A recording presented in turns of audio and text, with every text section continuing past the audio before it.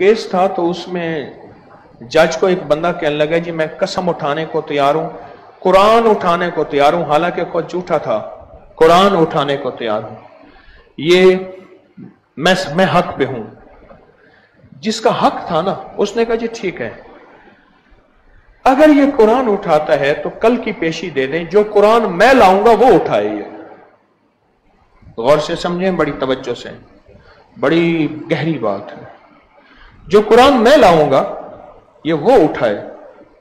वो हैरान हुए, उन्होंने कहा एक कुरान वो है जो अदालत में पढ़ा। उन्होंने कहा ना वो भी कुरान है, मैं मानता हूं सब कुरान सच है, जो मैं लाऊंगा वो।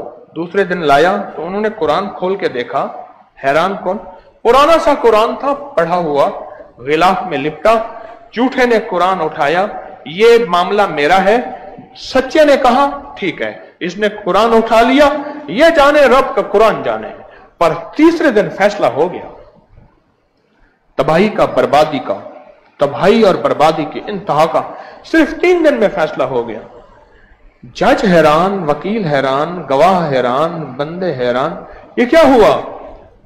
उसने कहा इसका राज क्या है? उसने कहा ये वो कुरान है जो बहुत ज्यादा पढ़ा हुआ है, बहुत ज्यादा पढ़ा हुआ है, बहुत ज्यादा पढ़ा हुआ है। मेरा यकीन था कि जो बहुत ज्यादा पढ़ा हुआ कुरान है वो फैसले जल्दी करवाता है।